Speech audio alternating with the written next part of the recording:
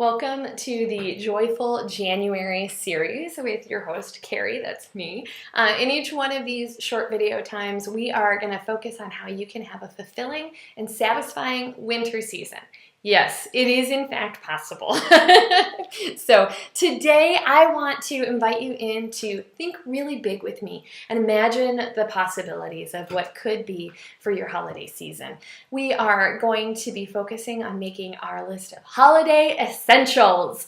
And no, I don't mean a gift list or a list of cookie recipes or anything else of that nature.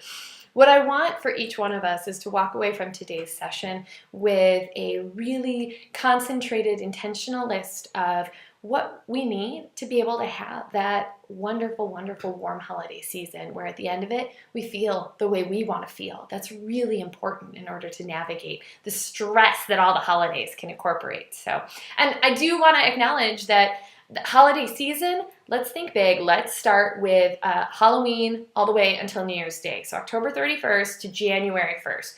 Let's think about all of that as our holiday season because that is kind of where we can kind of start to wear ourselves down with all of the activities and all of the wonderful things that are going on. We can get caught up in it. And I want everybody to have that energy and that passion and that joy when it comes around to January 1. So today we're going to need to set aside the shoulds and the have-tos and the expectations from other people. We're going to come back to those, I promise. I know we have to acknowledge them, but today let's just kind of put those to the side. You can make a list of them off to the side on your piece of paper if you have to, and that's okay. But for today, let's take a look at what's in your heart. What is your heart saying about the holiday season? So to do this, we are going to go through 3 questions.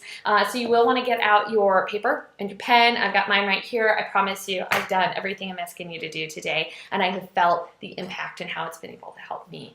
So to start with, let's just take a deep breath. Maybe 2 if you have to. And close your eyes. And I want you to picture yourself waking up on January 1st. It's the day after the big New Year's Eve celebration around the country and around the world, and you're waking up. How do you want to feel? What do you want to be able to say to yourself in that moment?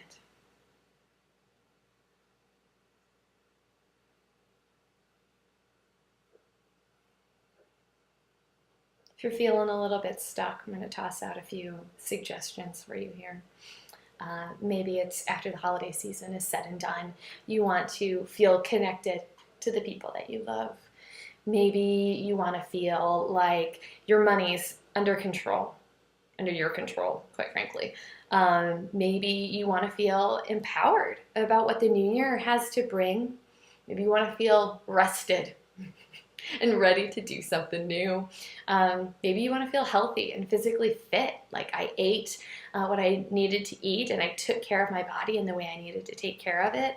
There's a whole wide range of things that you might be writing down for how you want to feel on January 1. But go ahead and make that list. And don't get too carried away. This list should be a little bit on the shorter side, like maybe 5 items tops. Don't get too sucked into trying to make it perfect and make it everything. Which ones matter most to you? And maybe you have some other that are a little bit redundant, you know? Like I found myself writing down, I want to feel rested and I want to feel relaxed. And I was like, well, for me, those 2 things, they kind of overlap, so I took one off. So yeah, take a look at your list, boil it down a little bit. The next question, I told you there were 3. The next question that I'm going to ask you is, what are your happiest memories from all of the holiday seasons that have come before? Write down what are the first few things that pop in your mind. Oh, that time we did this, or oh, when I was in this place, or when I was with so-and-so. And make a list of those. In this list, I want you to go crazy. I want you to write down everything you can think of because it's important to have that there and have it be present for yourself. If you're feeling stuck, some questions to kind of help stir the pot a little bit and get some ideas going. Think about the last couple of years. What did you do that was really fun that you might be looking forward to trying to do again this year? You might go back to your childhood, thinking about your family of origin. Maybe later on into some teenage years and into early adulthood, maybe there are some memories there with dear friends and your chosen family. Who was there? What were you doing that brought you so much joy? The other way to think about this is to go through who are the people nearest and dearest to you.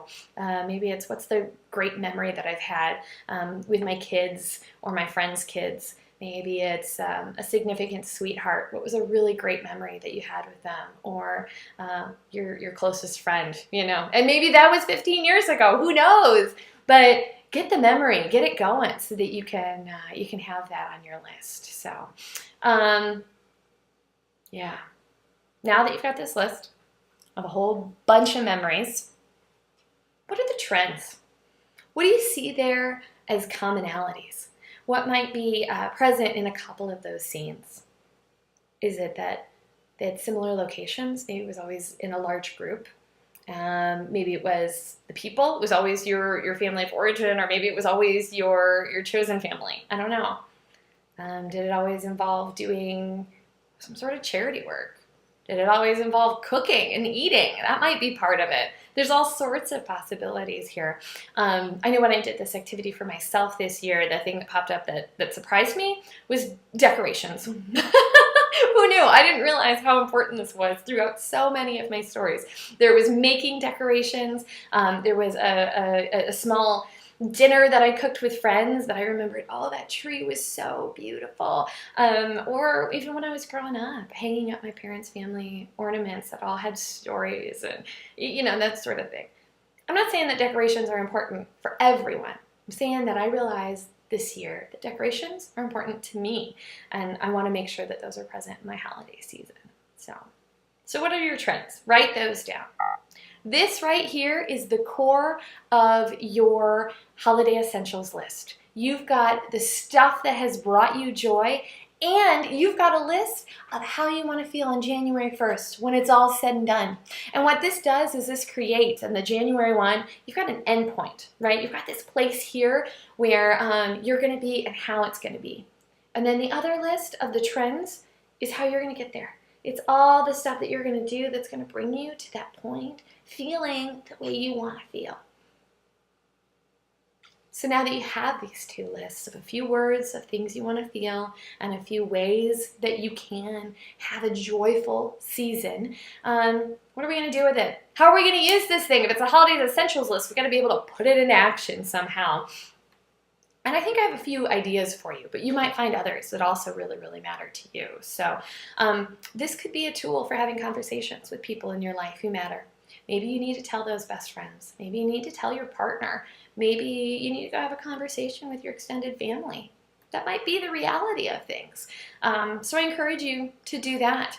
It might be just a personal litmus test for making decisions. When you're at the store and you're about to throw down that credit card and you're thinking, oh gosh, oh gosh, oh gosh, I'm not sure.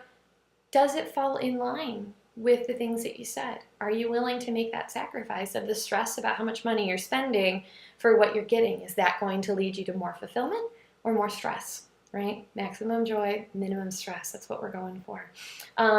You might also use your holiday essentials list to start to create your own traditions. What does matter? Maybe there are elements here that have gotten lost in the cracks for a few years, and it's time to take that and use it and make it your own.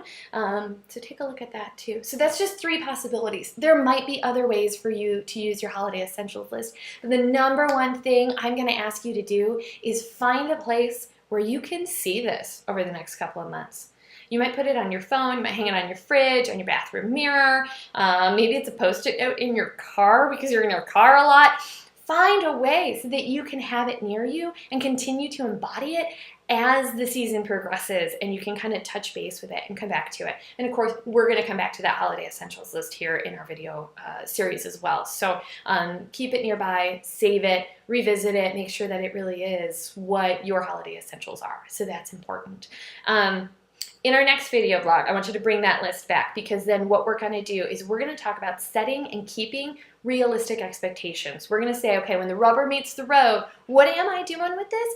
How do I make it happen in a way that is realistic? So, like I promised you, we cut back to the have-tos and the shoulds and the hows. So, thank you so much for taking the time to talk today. It's been a pleasure sharing some of these thoughts with you. I really believe that we can have a much more blessed holiday season and be able to enjoy ourselves and those that we love in the ways that we want to when we can kind of focus on that. So until then, have a wonderful week, and I will talk to you very soon. Take care.